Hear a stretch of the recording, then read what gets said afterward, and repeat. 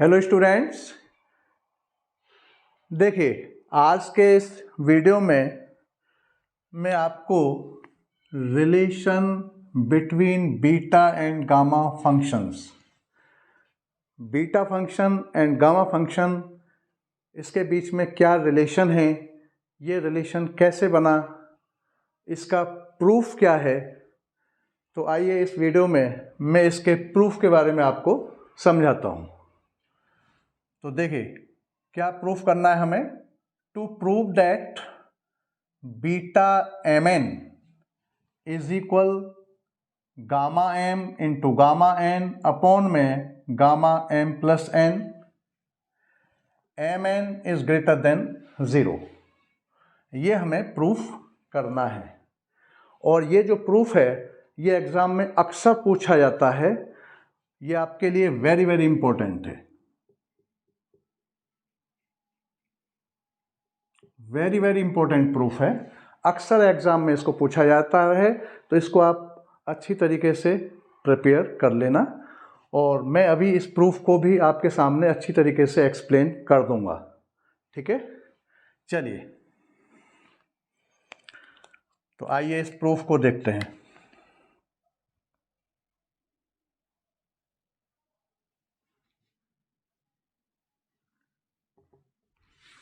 इसका ये प्रूफ क्या है, देखिए।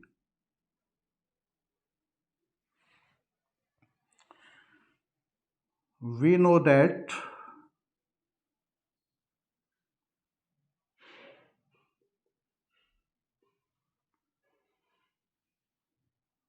गामा एन अपॉन में Z N is equal sign of integral 0 to infinite e to the power minus Z x into X to the power N minus 1 D x.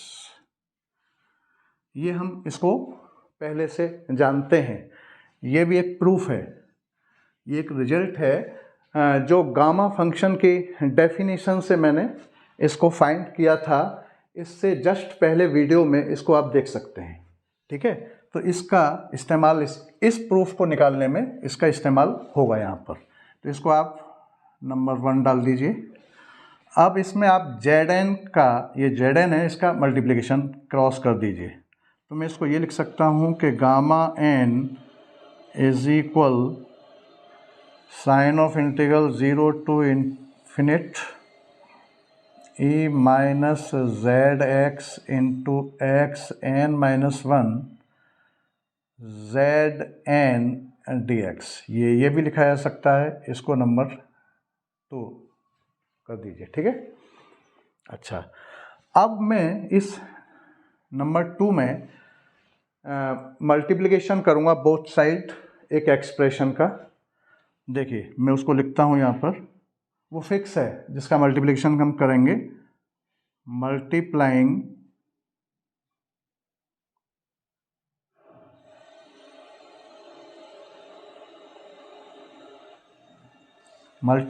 By e to the power minus Z into Z का power m minus 1 both side.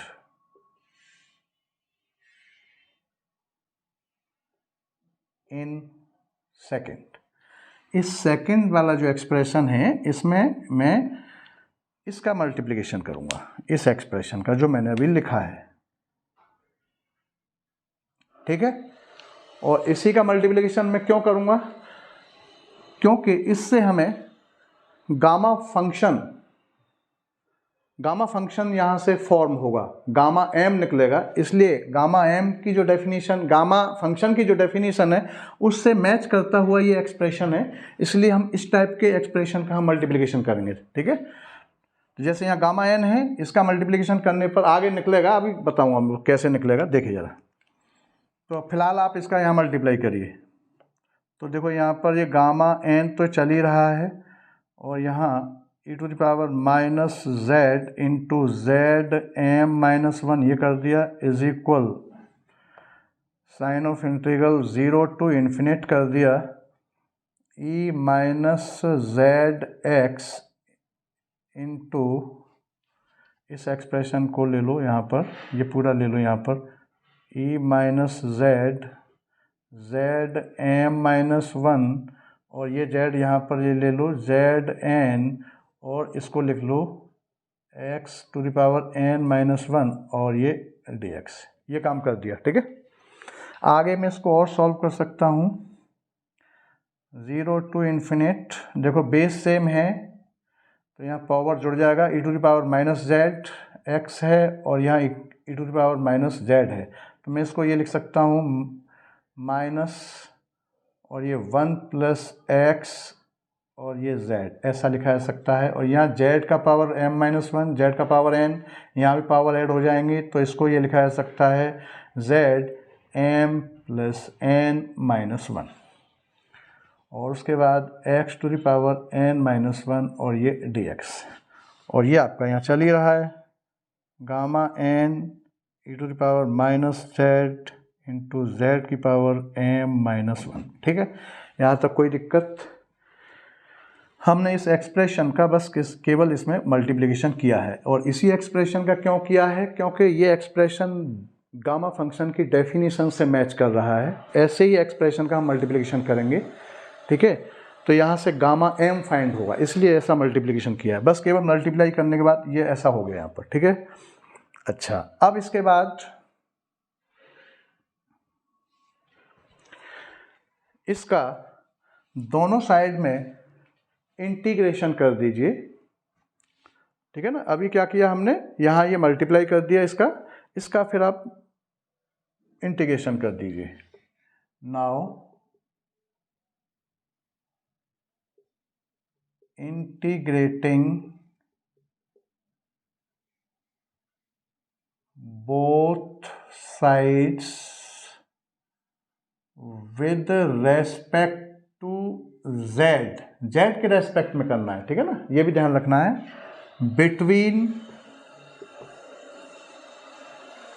Between the limits 0 to infinite, 0 to infinite limit लेते हुए, और z के respect में ये जो expression निकला है इसका हमें इंटीग्रेशन करना है। ये लास्ट वाला ये जो निकला है ना आपका, इसका हमें z के रेस्पेक्ट में इंटीग्रेशन करना है बोथ साइड, ठीक है ना। Now integrating both side with respect to z, ध्यान रखना है z के रेस्पेक्ट में, और 0 टू इन्फिनिट लिमिट लेते हुए। तो अब मैं इसको क्या लिख सकता हूँ? अब देखिए इसी एक्सप्रेशन को मैं यहाँ कैसे लिखूँगा।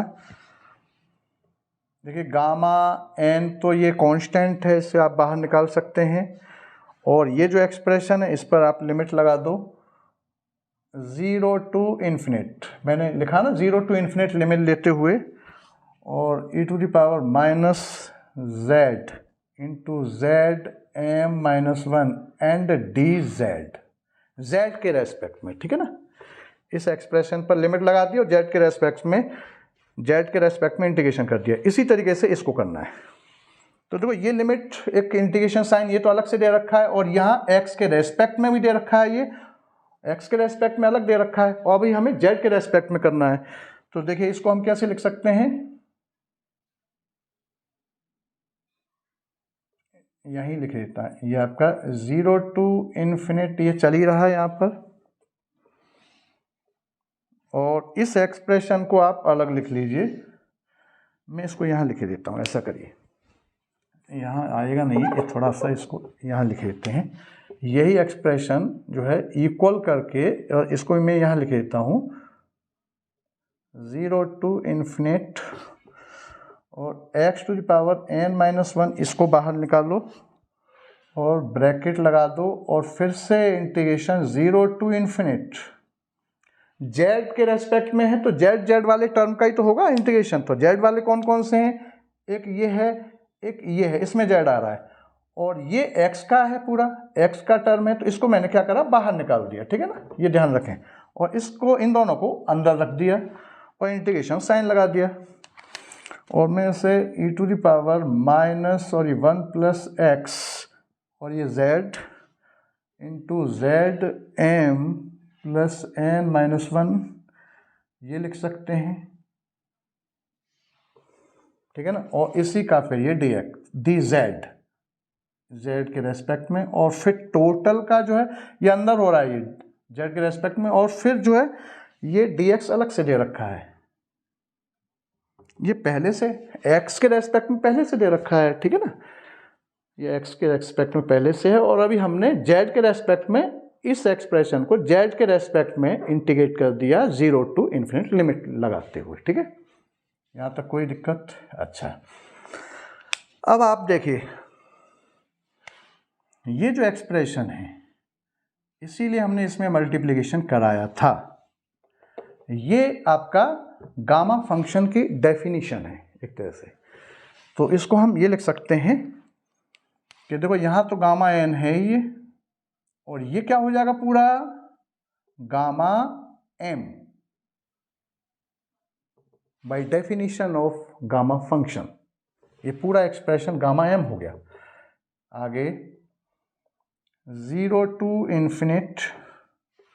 अच्छा, अब आप देखिए यहाँ आइए, इस एक्सप्रेशन को देखिए, इसको मैं x to the power n minus 1 इसे लिख देता हूँ, और इस ब्रैकेट वाला जो है जो z के रेस्पेक्ट में, देखिए इसमें भी z है और इसमें भी z है, z के रेस्पेक्ट वाला जो टर्म है, ये इस पूरे को देखिए आप, यहाँ से ये टोटल, इसको ये जो है किससे मैच कर रहा है, ये एक्सप्रेशन आपका आप इससे मैच कर रहा है। देखिए जरा, जो मैंने सबसे पहले जो रिजल्ट लिखा था, इस रिजल्ट से ये एक्सप्रेशन मैच कर रहा है। आप देखिए कैसे, देखिए यहाँ x के रेस्पेक्ट में हो रहा है इंटीग्रेशन, x में पूरा फंक्शन है, ठीक है ना, x में फंक्शन है e to the power minus Z x to the power n minus 1 dx, ये है ना। तो यहाँ देखो n माइनस 1 और dx x के रेस्पेक्ट में है, तो देखो यहाँ क्या निकल रहा है गामा n, ये जो n है तो ये गामा n, और अपॉन में zn मतलब जो e की पावर में जो x जो है, x का जो कोफिशिएंट है वो यहाँ अपॉन में आ रहा है, z की पावर n, ये n यहाँ आ रहा है। अच्छा, और यहाँ क्या हो रहा है, यहाँ z के रेस्पेक्ट में है, यहाँ क्या है z के रेस्पेक्ट में है, ठीक है। अच्छा, और यहाँ n की जगह पर, यहाँ x के रेस्पेक्ट में था, यहाँ z के रेस्पेक्ट में, यहाँ n है, यहाँ n की जगह पर ये m प्लस n है यहाँ पर, ठीक है। अच्छा, और यहाँ x का यहाँ वेरिएबल, यहाँ देखो एक और ध्यान रखो, यहाँ वेरिएबल x है तो z जो है यहाँ कोफिशिएंट है x का, वेरिएबल का। अच्छा, यहाँ वेरिएबल z है तो z वेरिएबल का ये कोफिशिएंट हो गया 1 प्लस एक्स, ये कोफिशिएंट हो गया। तो जिस तरीके से ये कोफिशिएंट का पावर है, तो इसी तरीके से हम इसको यहाँ लिख सकते हैं। देखिए जरा, तो ये क्या लिख जाएगा, इसी को इसकी तरीके से, ये गामा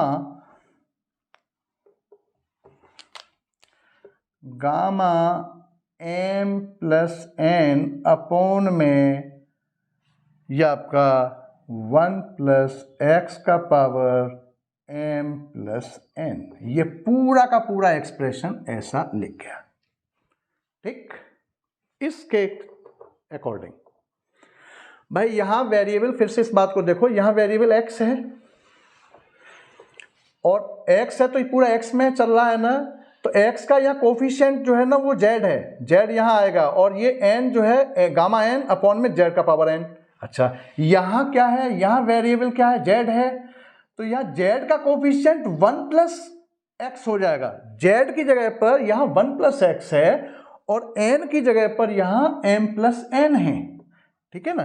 तो देखो गामा, यहाँ गामा n अपॉन में z n है, तो यहाँ n की जगह पे m plus gamma m plus n upon में z की जगह पे 1 प्लस एक्स, और ये गामा m प्लस n और यही m प्लस n नीचे आता है, n ये आ गया, गामा n और zn दोनों जगह सेम है ना, तो यहाँ m प्लस n, यहाँ भी m प्लस n पावर आ गया। तो इसी के थ्रू ये यहाँ रिजल्ट निकला। उसके बाद में ये आपका dx ये चल ही रहा है, dx ये चल ही रहा है साथ में, ठीक है ना, ये पहले से ही था dx। अब मैं इसको यहाँ से ऐसा कर सकता हूँ कि देखिए गामा n और गामा m इज इक्वल, देखिए ये कांस्टेंट है पूरा, इसे बाहर निकालिए, गामा एम प्लस एन, और ये आपका 0 टू इन्फिनिट एक्स की पावर n माइनस 1 अपॉन में 1 प्लस एक्स का power m plus n D x. अच्छा, अब देखिए जरा, ये जो पूरा निकल के आया, ये बीटा फंक्शन का अदर फॉर्म्स, मैंने जो वीडियोस पहले डाले थे, ये बीटा फंक्शन है, ये बीटा फंक्शन का एक अदर फॉर्म है, ठीक है ना। ये क्या है, बीटा फंक्शन का एक अदर फॉर्म है। तो मैं यहाँ पर इसको बीटा फंक्शन के इक्वल रख सकता हूँ। तो मैं इसे ये लिख सकता हूँ, ये पूरा क्या है, बीटा फंक्शन निकल के आ गया। ये अदर फॉर्म आप वीडियोस जब देखेंगे तो उसमें ये है। तो इसको क्या लिख सकते हैं हम, gamma n gamma m is equal gamma M plus n और इनटू बीटा एम एन, ये पूरा बीटा एम एन है, ठीक है ना। ये पूरा का पूरा एक्सप्रेशन बीटा के इक्वल हो गया ये, ठीक है ना। ये बीटा, इसके बीटा के इक्वल हो गया। तो इसकी जगह पर बीटा एम एन लिख दिया, ये गामा एम आ गया और ये यहाँ दे रखा है। अब आगे यहाँ तक क्लियर हो गया होगा, देख लीजिए।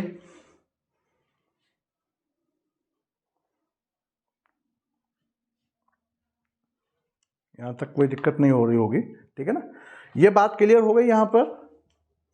इस रिलेशन से भाई यहाँ x के रेस्पेक्ट में है ये पूरा एक्सप्रेशन, तो यहाँ और ये x का जो कोफिशिएंट है और ये जो n है, गामा n अपॉन में जेड एन, x का जो कोफिशिएंट है वो z यहाँ आ गया है, जो x का कोफिशिएंट z है ना, वो z की पावर n ये रख दिया। यहाँ z के रेस्पेक्ट में है और n की जगह पर m प्लस n है और z की जगह पर 1 प्लस x है। तो देखो n की जगह पर n gamma m plus n और ये z की जगह पर, ये जो z है ना, z की जगह पर ये 1 plus x m plus n n n, तो यहाँ m प्लस n ये आता। अब आगे इसको मैं इसका और आगे यहाँ लिख देता हूँ। यहाँ तक क्लियर हो रहा होगा, देख लीजिए इसको।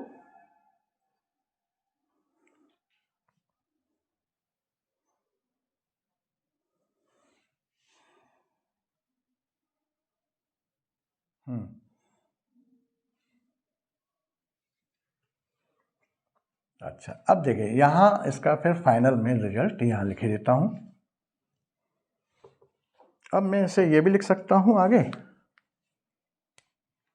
कि gamma M into gamma N upon में, देखो ये इसके अपॉन में, ये इसके अपॉन में, ये एक्सप्रेशन इसके अपॉन में आ सकता है। Gamma M plus n is equal beta M n, ये लिखा जा सकता है, ठीक है।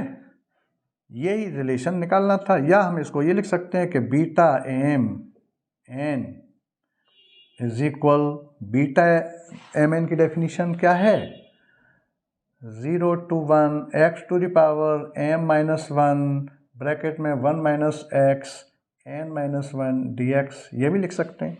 Beta M N is equal, ये डेफिनेशन इज इक्वल, ये expression gamma M into gamma N upon में गामा एम प्लस एन, यही प्रूफ करना था।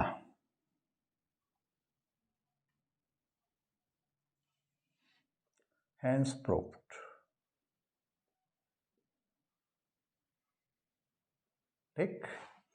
ये दे रखा था, beta M N is equal gamma N upon में gamma M plus N, beta M N is equal gamma M gamma N upon में गामा एम प्लस एन। ये तो मैंने बीच में और लिख दिया है क्योंकि ये इसकी डेफिनेशन है। Beta M N is equal इसके भी होता है, ठीक है ना, ये इज इक्वल ये इज इक्वल ये, ठीक।